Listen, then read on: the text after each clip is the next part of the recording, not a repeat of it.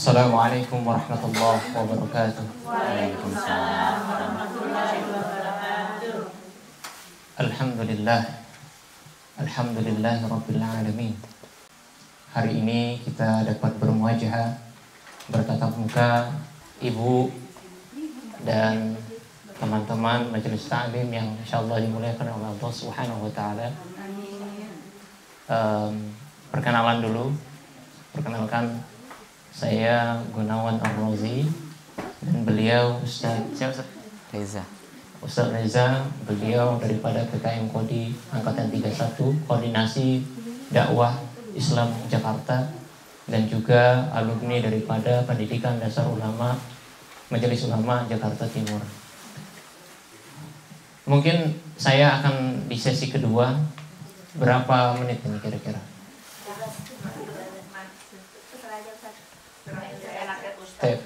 Nanti beliau akan mengisi, nanti saya sebagai penutup saja. Antum yang isi lah. Insyaallah kita dengarkan bersama-sama Ustaz Reza alaihi fadhilatan sekolah. Insyaallah. Bismillah.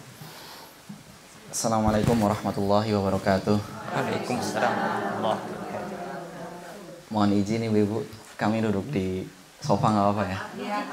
Oh, duduk di bawah aja kita. Bismillah.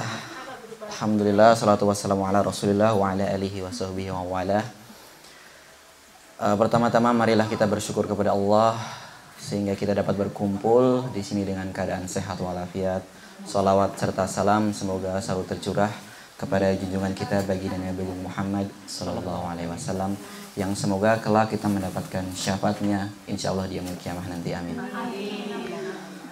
Sebenarnya bingung juga mau nyampaikan apa karena saya rasa masih kilometernya masih sedikit, tapi insya Allah ingin sharing sedikit terkait iman dan tujuan karena udah nyusun materi semalam. Ngomong-ngomong terkait iman, insya Allah semua orang yang memiliki agama memiliki iman, dan yang dipertanyakan apakah iman itu iman ya kita itu meyakini dengan seyakin-yakinnya dengan perkataan, pikiran, dan perbuatan. Pernah suatu kali ada reporter orang Timur Tengah itu menanyakan kepada seorang syekh, ma huwal iman, apa itu iman? Kemudian apakah ditanyakan siapakah orang yang beriman itu? Terus sang syekh mau menjawab, sang reporternya berkata, apakah ini persoalan yang sulit syekh? Kemudian yang sang syekh menjawab, la, enggak. Langsung diberikan ayat Al-Quran, innamal mu'minuna alladzina idza dzukirallahu wajilat qulubuhum. Ketika kita berzikir kepada Allah, hati kita bergetar. Dan ketika saya mendengar ayat ini, langsung saya tanyakan kepada diri saya, apakah saya bergetar? Dan ketika apakah saya tidak bergetar, saya bukan orang beriman. Itu langsung menusuk kepada lubuk hati saya ini. Ternyata langsung reporternya, sang syekhnya yang menjawab, langsung menangis bersama-sama dan menunjukkan bahwa kelembutan hati itu adalah yang harus dimiliki oleh orang-orang yang beriman. Ketika kita berzikir, menyebut kepada Allah, maka itu akan menambahkan iman kita dengan bergetarnya hati kita. Tapi yang ingin saya sampaikan di tema kali ini, iman dan tujuan. Karena bersangkut pautnya tujuan hidup manusia ini dengan iman tersebut. Ada sebuah tujuan yang setiap orang pasti memiliki banyak sekali tujuan-tujuannya dan berbeda-beda. Akan tetapi ada tujuan yang ideal, apalagi untuk orang-orang yang beriman. Yakni melanjutkan risalah Rasulullah Sallallahu Alaihi Wasallam dan juga insya Allah masuk surga. Di dalam Al-Quran surat Al-Ankabut ayat 2 disebutkan, ahasiban nasu ayyutraku ayyakulu amanna wahum la yuftanun. Artinya, apakah akan membiarkan orang-orang yang beriman ini ketika sudah mengatakan aku beriman kemudian tidak Allah uji? Artinya itu kalau orang yang sudah beriman pasti akan Allah uji.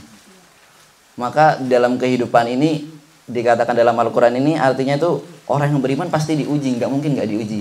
Dan itu sesuai dengan kadar batasnya. Semua yang diuji Allah pasti akan diuji, dan ujian itu akan sesuai dengan kadar batasnya. Masya Allah sekali, di dalam Al-Quran sudah dijelaskan runut bahwa tujuan iman kita itu ya untuk beribadah kepada Allah. Akan tetapi yang perlu digarisbawahi, tujuan kita ini apakah sudah selaras dengan apa yang diinginkan oleh Allah Subhanahu wa taala? Maka perlu kita renungkan bahwasanya tujuan kita ini, hidup ini harus selaras dengan apa yang diinginkan oleh Allah dan Rasulnya. Ada satu sampan saja di dalam kapal, dan diibaratkan kita ini adalah penumpang, maka yang bisa hanya diselamatkan hidup hanya 3 orang. Nah, di 3 orang ini kami disuruh milih siapa yang layak hidup dari kami nih, anak-anak mahasiswa MUI Jakarta Timur ini. Terus semuanya menyampaikan lah kenapa saya layak hidup. Mungkin kalau bapak-bapak atau ibu-ibu mengatakan, saya masih ada anak yang harus diurusi. Saya ingin menemukan anak saya kepada jodoh yang baik. Kemudian alasan-alasan lainnya, saya masih ada anak kecil yang menunggu di rumah.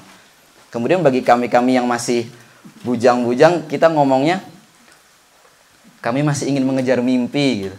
Kami masih ingin belajar.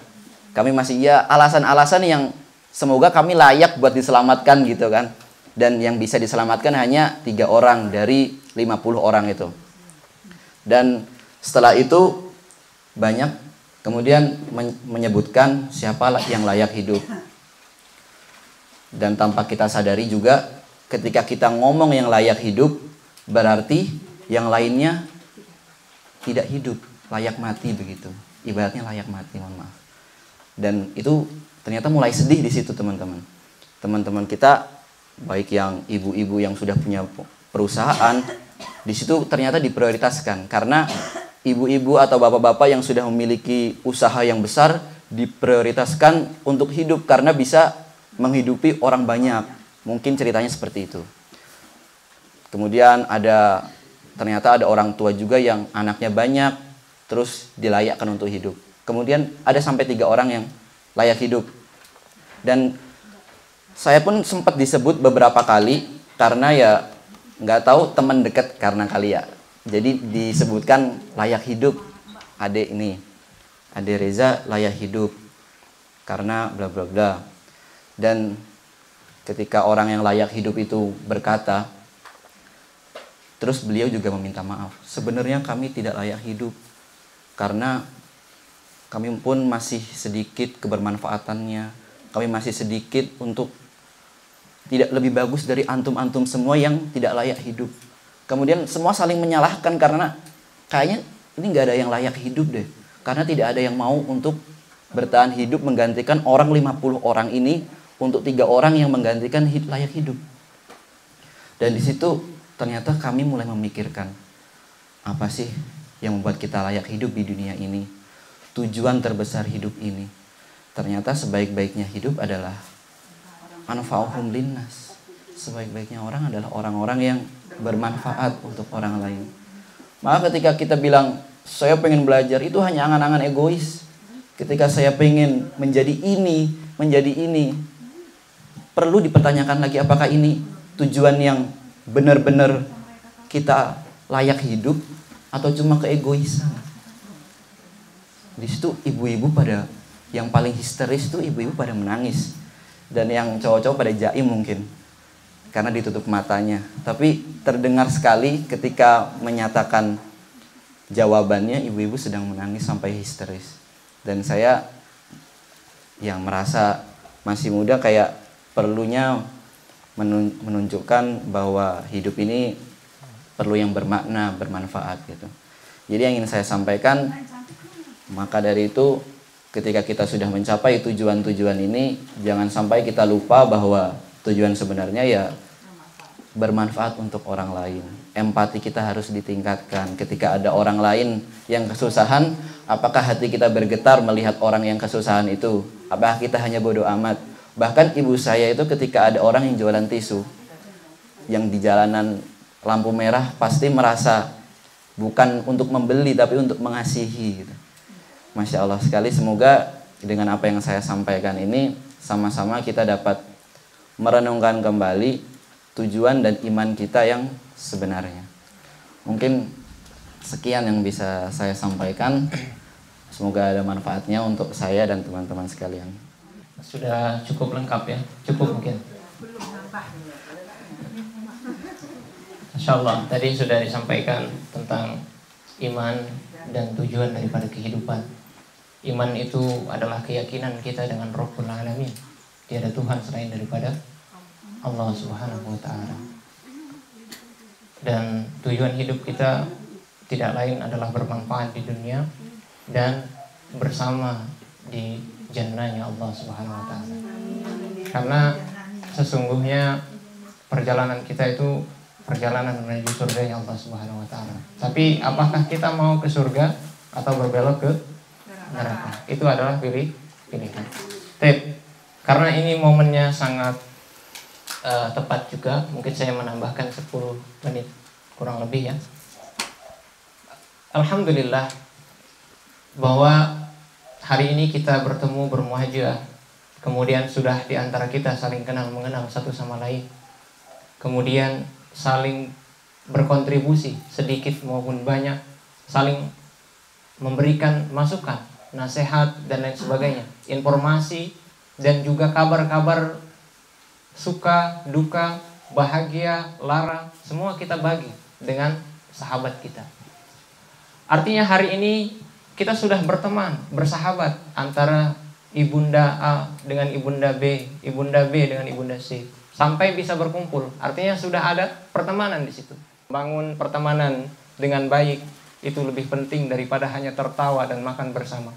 Mungkin kita memiliki teman yang jarang sekali bisa untuk kita temui. Kita hanya bisa menelpon, tapi pertemanan itu justru menenangkan kita, mendekatkan kita pada kebaikan-kebaikan. Itu lebih baik. Pertemanan yang jarang bertemu tapi dia dapat manfaat yang banyak di situ, itu lebih baik. Tidakkah kita mengenal dan juga kita mungkin sudah hafal firman Allah bahwa nanti ada ibu lari dari anaknya, anaknya lari daripada ibunya, dan sahabat karibnya dan orang-orang terdekatnya. Mengapa itu terjadi? Karena tidak ada bingkai iman dan takwa dalam rumah tangga, dalam pertemanan dan sebagainya. Sejatinya, siapa yang tidak ingin berjumpa dengan orang terkasihnya? Pasti ingin. Siapa yang tidak ingin bertemu dengan orang yang selama ini diingin-inginkan untuk berjumpa? Siapa? Siapa yang tidak ingin membantu orang yang sudah banyak berkontribusi dalam hidupnya? Siapa?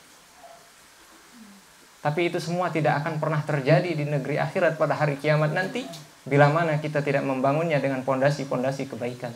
Maka bukan berarti hari ini kami yang sangat muda belia ini dan masih sangat miskin dalam pengetahuan lebih baik, tidak. Tapi hanya saja memberikan gambaran, kabar gembira tentang Al-Quran, bahwa Al-Quran mengingatkan bahwa pertemanan kita adalah pertemanan yang baik. Al-akhillau yawma idzin ba'duhum li ba'din aduwwun illal muttaqin. Maka hari ini niatkan, saya berteman dan juga harus bermanfaat. Saya berteman dan juga harus memberikan kontribusi kepada teman saya. Tidak saya ingin memberikan traktir makan saja, tapi saya harus mengingatkan bahwa ini kurang tepat, bahwa ini lebih baik. Seperti itu. Mudah-mudahan kita semua berjumpa di dunia, kemudian bertetangga di negeri akhirat. Amin ya rabbal alamin. Mungkin hanya ini saja yang dapat kami sampaikan pada kesempatan yang berbahagia ini. Mudah-mudahan pertemanan kita semua, saya dengan beliau, menjadi pertemanan yang diridhoi Allah Subhanahu wa Ta'ala. Begitu juga dengan ibunda semua, berteman untuk saling menguatkan dalam hal kebaikan. Fastabiqul khairat. Syukran. Assalamualaikum warahmatullahi wabarakatuh. Waalaikumsalam warahmatullahi wabarakatuh. A'udzubillahi minasyaitonirrajim. Bismillahirrahmanirrahim. Allahumma shalli wa sallim ala sayyidina Muhammad wa ala ali sayyidina Muhammad. Ya Allah, ya Allah ya Rahman ya Rahim, dengan perkumpulan kami di sini ya Allah, ridhoilah perkumpulan kami di sini ya Allah. Dengan perkumpulan ini semoga mendapatkan manfaat dan barokah-Mu ya Allah. Semoga Engkau ridho dengan apa yang kami lakukan ya Allah. Ya Allah, bila mana kami kemarin dan lusa-lusa melakukan kesalahan, maka ampunilah dosa-dosa kami ya Allah, baik yang disengaja maupun yang tidak disengaja. Ya Allah, ya Rahman ya Rahim, lindungilah orang-orang terkasih kami, sahabat kami, orang tua kami, yang semoga kelak kita mendapatkan syafaat-syafaat mereka, baik dari sahabat maupun keluarga ya Allah. Ya Allah, luruskanlah tujuan kami, kuatkanlah iman kami. Ya Allah, semoga kami mendapatkan surgamu kelak di yaumul kiamat nanti. Amin amin ya rabbal alamin. Wassallallahu ala sayyidina Muhammad wa ala alihi washabbihi wasallam. Walhamdulillahi rabbil alamin. Subhanakallahumma wa bihamdika asyhadu an la ilaha illa anta astaghfiruka wa atubu ilaik. Sallallahu alaihi. Amin amin ya rabbal alamin.